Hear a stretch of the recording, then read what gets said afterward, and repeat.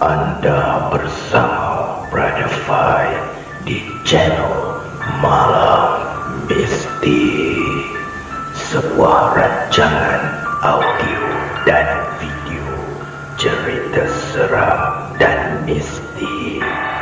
Semoga Anda semua terhibur.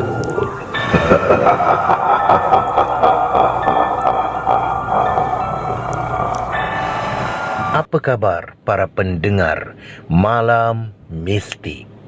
Pada malam ini, Brother Fai akan kongsikan kepada anda kisah kumpulan paranormal Baitu. Masih ingat lagi tak? Karya daripada Fira Syazik Firas. Dan kisah Baitu pada kali ini membawa kepada tajuk Garat Garut.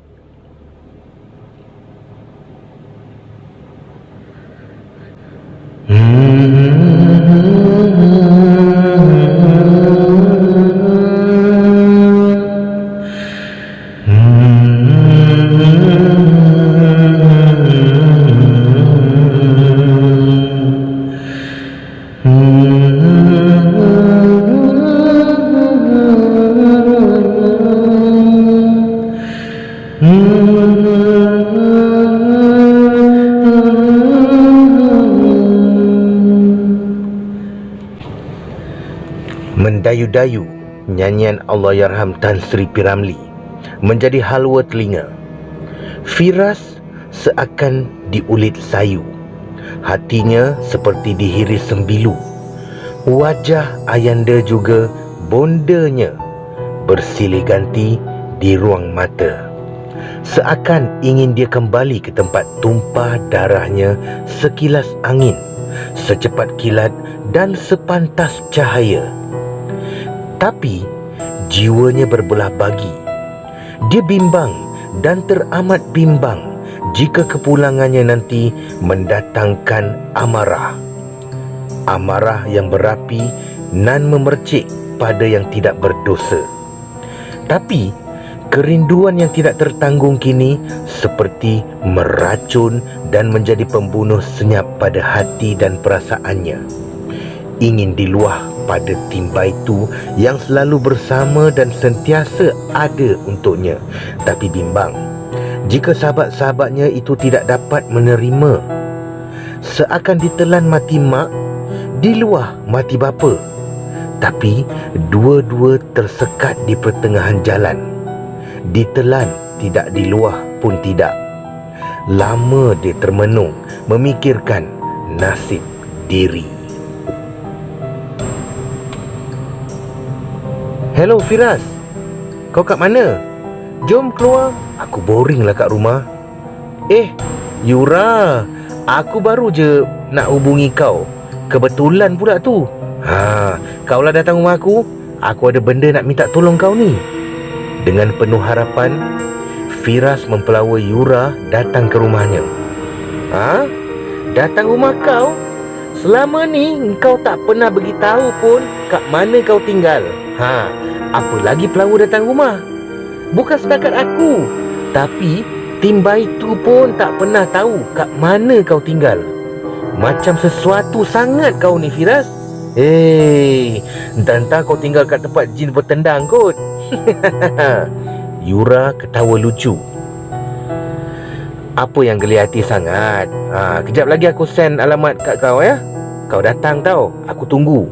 Firas mengakhiri perbualan dengan Yura. Sesampai di alamat yang diberi, Yura seakan terpana. Di depan matanya, sebuah rumah yang amat besar dan cantik, seakan istana tersegam indah. Sebaik saja dia berdiri betul-betul di hadapan pintu, dengan sendirinya pintu itu terbuka tanpa ada sesiapa yang membukanya. Yura melangkah masuk. Dia terpesona dengan perhiasan dan ukiran-ukiran unik yang menjadi hiasan dalaman rumah itu. Yura, sampai juga sampai juga kau kat rumah aku. Alhamdulillah. Terima kasih Yura. Hoi, makcik. Kau okey tak ni? Kau nak minum minuman panas ke sejuk? Aku tak ada apa-apa lah. Aku okey je. Kau duduk kejap ya. Aku buatkan air. Firas berlalu ke dapur. Sepeninggalan Firas ke dapur, Yura mengambil peluang menghayati dan menjamu mata melihat reka bentuk dan perhiasan rumah Firas yang sangat indah dan unik. Terdetik di dalam hatinya bahawa mungkin Firas adalah anak orang berada. Tidak mustahil lah dia tinggal dalam rumah yang sebesar dan secantik ini. Yura, mari sini jemput minum. Maaflah, air bujang je ni. Firas, cantik betul rumah kau ya. Kau tinggal dengan siapa ni? Aku tinggal seorang saja dalam rumah ni. Tak ada siapa-siapa. Kalau kau nak, kau boleh duduk dengan aku. Temankan aku. Takkanlah kau nak duduk seorang-seorang dalam rumah sebesar ni. Tak percayalah aku. Impossible. Macam cerita puteri kayangan pula kau ni. Kalau kau tak percaya, sudah. Tapi itulah yang sebenarnya. Kenapa yang kau suruh aku datang ni? Dah lah rumah kau ni jauh dari jalan besar. Kiri kanan pula tak ada orang kat rumah. Bahaya kau tahu tak? Panjang lebar Yuri meleteri sahabatnya itu. Kau nak minta tolong apa? Cakap je lah. Kalau boleh aku tolong. InsyaAllah aku boleh tolong. Macam mana aku nak mulakannya? Sebenarnya berat sangat masalah aku ni.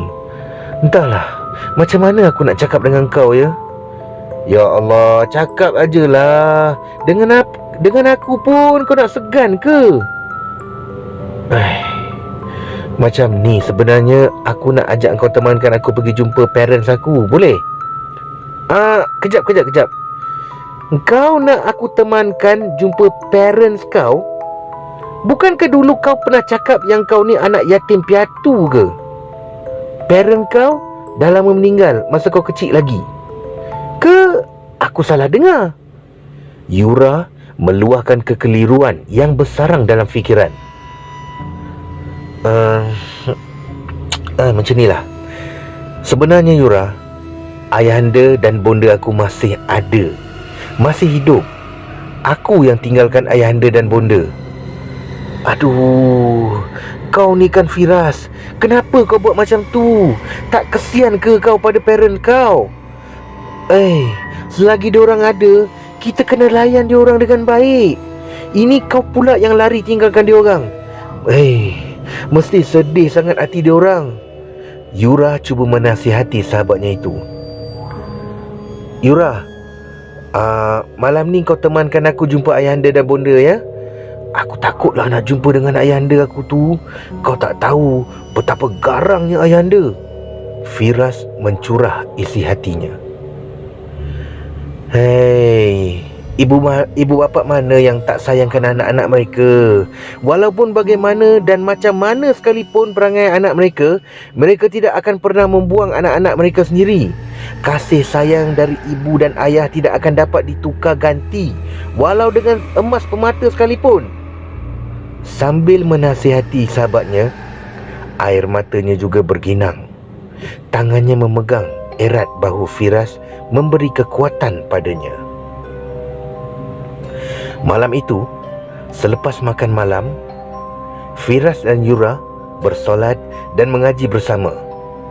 Yura seakan terpegun dengan suara gemersik Firas semasa mengalunkan ayat-ayat suci Al-Quranul Karim.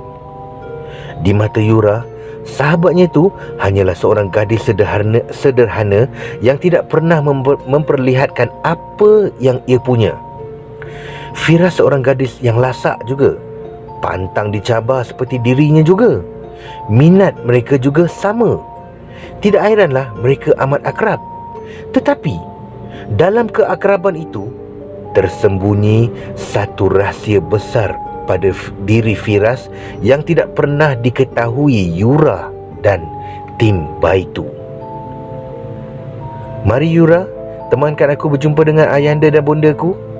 Tiba-tiba Firas bersuara. "Hah? Sekarang ke? Tak boleh tunggu esok je ke? Dah larut malam sangat ni." Marilah kita ke taman rumah ni."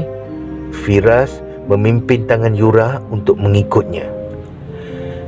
Sebaik pintu menuju ke taman dibuka, terserlah sebuah taman yang amat luas, seluas saujana mata memandang. Taman itu menghijau, dipenuhi bunga-bunga orkid hutan yang beraneka warna dan jenis. Unggas-unggas juga berterbangan bebas di dalam taman tersebut. Dengan telekung masih melekat di tubuh, mereka berdua terus berjalan menyusuri taman yang luas seakan tiada berpenghujung. Yura tidak terkata dia terpesona dengan keadaan sekeliling. Bau wangi orkid hutan bertebaran ke udara. Suasana di taman itu amat cerah, seperti siang hari. Sedangkan ketika itu sudah pun larut malam. Langit cerah dan awan yang biru mengindahkan lagi suasana. Awan larat berarak perlahan. Sedang mereka menikmati keindahan sekeliling, tiba-tiba terdengar akan satu dentuman yang amat kuat. Dentuman itu seolah menggegar seluruh alam. Keindahan yang menghiasi taman tadi dengan sekelip mata hilang, digantikan dengan suasana yang menggerunkan. Rumput-rumput yang menghijau bertukar kering kontang. Orkid-orkid hutan yang indah menghiasi menjadi layu dan hitam. Tiada lagi unggas-unggas yang berterbangan bebas. Semuanya menjadi kaku, pegam dan lesu. Langit cerah bertukar kelam dan hitam, seakan hujan lebat akan menimpa bumi yang tandus bila-bila masa sahaja. Firas, kenapa semuanya bertukar ni? Aku takutlah. Kat mana kita ni? Aku nak balik lah. Yura berkata cemas. Sabar. Ini semua adalah tanda kemurkaan ayahandaku yang masih ada padaku. Dari kejauhan, terdengar tapak kaki kuda kian menghampiri. Akhirnya, kumpulan berkuda itu sampai di hadapan mereka. Mereka yang menunggang kuda itu bukanlah manusia, tapi makhluk-makhluk aneh yang menakutkan. Rata-rata mereka bertubuh besar, tinggi dan sasa. Mereka memakai baju-baju besi seakan pahlawan cerita dongeng. Mereka juga bersiung yang menampakkan lagi kejelekan wajah mereka. Semua mereka turun dari kuda. Kesemua kuda-kuda itu berwarna hitam legam. Hanya ada seekor yang berwarna putih bersih. Salah satu dari mereka menghampiri Firas. Yura memegang erat tangan Firas, menahan takut juga cemas di dalam dada. Assalamualaikum, Tuan Puteri Askar Wajdi. Kami diperintahkan oleh Raja Ain Yail untuk membawa juga mengiringi Tuan Puteri ke singgasananya. Tuan Puteri juga boleh menunggang kuda putih itu. Waalaikumsalam. Baiklah, terima kasih. Mari Yura, kita naik kuda putih itu. Yura yang seakan terkejut dengan semua yang terlihat di depan matanya hanya menurut tanpa kata walau sepatah. Tidak sampai beberapa saat, mereka telah pun sampai di hadapan singgasana Raja Ain Yail. Singgasana yang besar tersergam itu amat indah, dipenuhi batu-batu permata beraneka warna. Singgasana yang indah itu berbumbungkan langit yang biru cerah. Keadaan di dalamnya seakan berkabus dan dingin. Dinding-dindingnya berkilau, bertahta intan, juga berlian. Bahkan lantainya juga disaluti permata zamrud juga topas. Sungguh luar biasa keindahan yang terpampang. Tiba-tiba kedengaran dengungan yang amat kuat. Dengungan itu seolah dengung air di dalam bejana yang bertutup.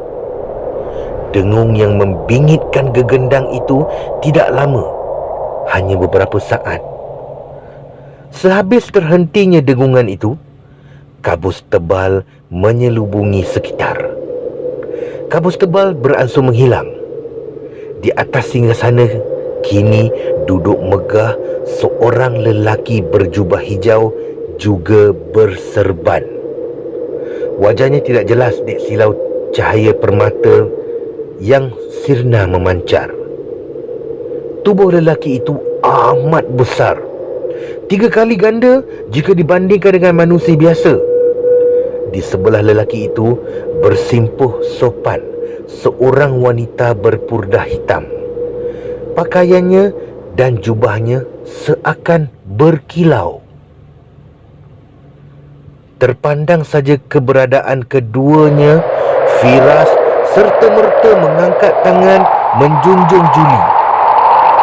Yura juga menuruti apa yang diperbuat sahabatnya. Apa hajat kamu kemari? Tidakkah kamu ingat akan pesanku 70 tahun yang dulu sebelum kamu melangkah pergi meninggalkan kami? Aku tidak benarkan lagi kamu jejakkan kaki kamu di sini. Lelaki berjubah hijau itu bersuara keras dan garau. Ya, Ayahanda, masih segar kata-kata Ayahanda itu di minda ini. Tetapi kerinduan yang tidak terbatas mengatasi semua itu. Ananda sanggup kemari menghadapi semua hukuman hanya untuk meleraikan rindu yang tidak bertepi.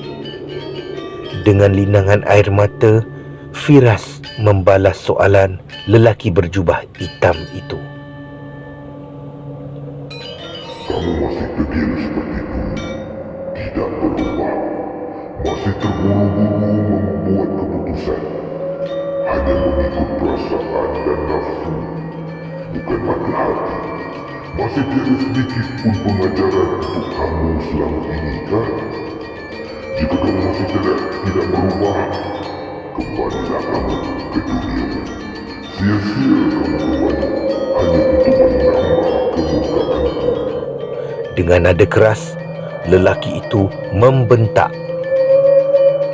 Ayahanda, maafkan Ananda.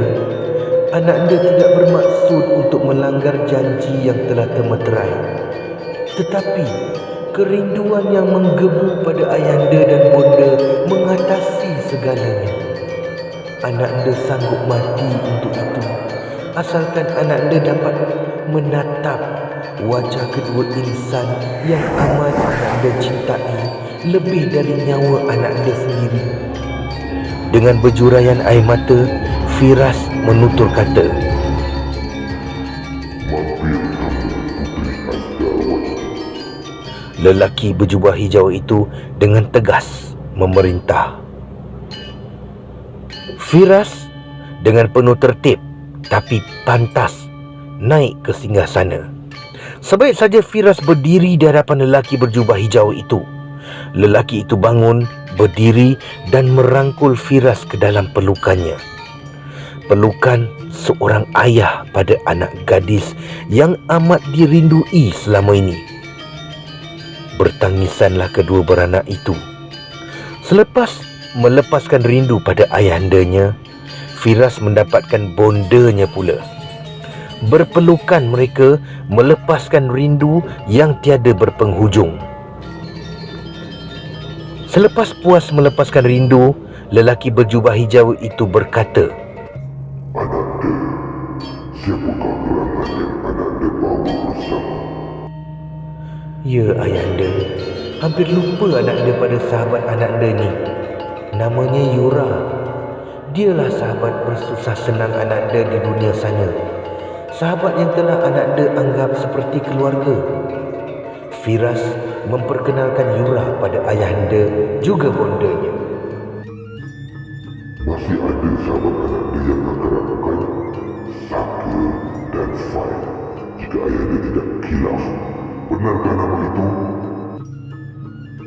Ayahanda, bagaimana ayahanda tahu akan itu? Firas merasa hairan. Sia-sia ayahanda mempunyai bulu bala yang ramai dan hebat jika tiada manfaat. Balas lelaki berjubah hijau sambil tersenyum. Maksud ayahanda, ada yang dihantar untuk meresik apa yang anakanda lakukan di luar sana? Ayahanda kamu hanya ingin memastikan kamu selamat di luar sana. Bonda Firas yang sejak tadi berdiam memberi jawapan. Benar ayahanda, bonda, mereka bertigalah sahabat-sahabat anakanda di luar sana. Merekalah yang sentiasa ada di mana susah dan senang. Sekilas Firas memandang pada Yura yang tergamam dari tadi. Anakanda, adakah sahabat-sahabat anakanda tahu akan asal-usul anakanda yang sebenar? Adakah mereka dapat menerimanya? Tanya Bonda Firas. Tidak, Bonda. Mereka tidak tahu itu. Akan anakanda terangkan hanya pada Yura. Anakanda harap dia faham dan dapat menerimanya. Balas Firas. Yura, ada yang aku ingin beritahu pada kau. Ini adalah ayahandaku, Raja Ain Yail, iaitu Raja Jin Alam Atas. Ini pula bondaku, Pemaisuri Malaika. Aku pula adalah Puteri Aska Wajdi, anakanda mereka. Ayahandaku adalah Raja Jin Alam Atas, yakni jin paling teratas kedudukannya di antara golongan jin yang ada di alam ini. Bondaku pula adalah di kalangan manusia biasa. Mereka berdua telah jatuh cinta, lalu telah diijab dan kabul oleh datukku, iaitu ayah pada bonda. Setelah itu, ayahandaku membawa bonda tinggal di sini. Di dalam tubuhku mengalir darah golongan jin juga manusia. Oleh kerana jin di dalam tubuhku lebih kepada manusia, jadi kerana itulah aku tidak mempunyai apa-apa keistimewaan atau kelebihan seperti mereka. Hanya usiaku saja yang akan lanjut melebihi usia manusia. Sekarang, jika di alam jin, usiaku sudah menjangkau ke 70 tahun lebih. Tapi di luar sana, usiaku masih di awal 20-an. Bondaku juga setelah berkahwin dengan ayahandaku mendapat kelebihan yang sama. Terperinci, Firas menerangkan duduk kisahnya pada Yura. Yura mendengar penuh minat setiap baris ayat yang dituturkan Firas. Dia tidak menyangka yang sahabatnya itu adalah dari golongan jin. Selama mereka bersahabat, tidak pernah sekalipun Firas bercerita mengenai latar belakangnya. Semua rahsia itu tersimpan kemas. Anakanda berdua pergilah berehat. Pasti anakanda berdua penat. Anakanda Aska Wajdi, bawalah sahabatmu itu melihat-lihat sekitar sepuasnya. Kerana selepas ini, dia pasti tidak akan melihatnya lagi. Titah Raja Ain Yail. Selepas berkata, Raja juga Pemaisuri hilang sekelip mata dari singgasana. Yura masih terpinga-pinga melihat semua itu. Namun, hanya menuruti saat lengannya ditarik Firas. Sambil dibawa melihat sekitarnya, Firas menerangkan satu persatu tentang golongan dan bangsa jin. Menurutnya, bangsa dan golongan jin ada 3, iaitu golongan paling atas iaitu jin Islam, jin laut juga jin bawah. Jin Islam atau dikenali jin alam, iaitu jin alam atas, mempunyai 7 raja, masing-masing yang mewakili setiap kawasan atau negeri. Nama-nama raja itu ialah: pertama, Rukiyail, kedua, Jibrayail, ketiga, Samsamail, keempat, Mikyail, kelima, Sarifyail, keenam, Ainyail, iaitu ayahandanya sendiri, dan ketujuh, Kashfiyail. Golongan ini kesemuanya adalah terdiri dari makhluk-makhluk Allah yang beragama Islam. Mereka semua amat taat pada perintah Allah Azza wa Jalla. Ketujuh-tujuh raja ini pula mempunyai seorang ketua yang dianggap sebagai paling tinggi darjatnya, iaitu Totamriyam Yali. Beliau menjadi rujukan kepada raja-raja yang 7.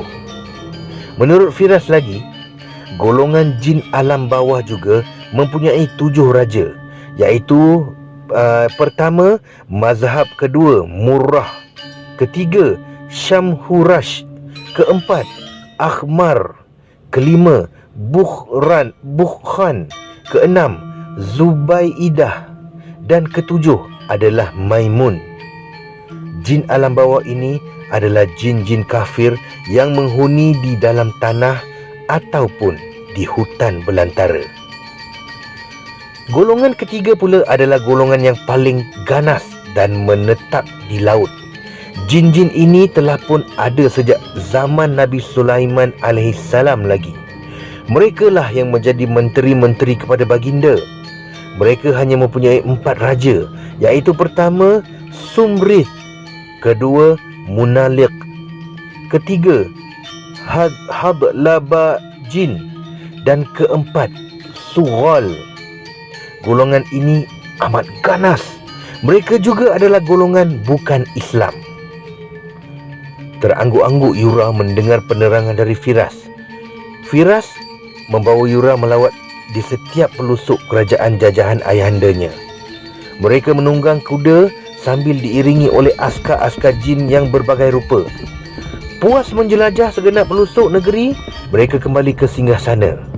Walaupun jajahan yang mereka lawati amat besar dan luas, tapi terasa sebentar saja maksudnya. Yura berasa hairan akan hal itu, seperti tahu apa yang bermain di minda sahabatnya itu. Firas menerangkan bahawa masa atau waktu di alam atas dan di dalam manusia adalah berbeza. Jika di alam manusia adalah waktu siang, tapi di alam atas adalah malam. Begitu juga sebaliknya. Waktu juga amat pantas di alam atas. 1 hari di alam atas bersamaan 2 hari di alam manusia. Tibalah waktunya Firas dan Yura untuk pulang ke alam nyata. Mereka bertangis-tangisan dan berpesan-pesan. Ananda, sering-seringlah melawat kemari. Jangan disimpan rindu yang sarat. Bonda doakan ananda baik-baik saja di luar sana. Permaisuri Malaika berpesan pada puteri tunggalnya. Ananda, jika kembali lagi, bawalah sahabat bersama sahabat-sahabat Ananda. Dengan tangan terbuka, ayahanda menerima. Jika ada kesulitan, kembalilah pada yang kuasa. Semua yang di langit juga di bumi adalah kepunyaannya.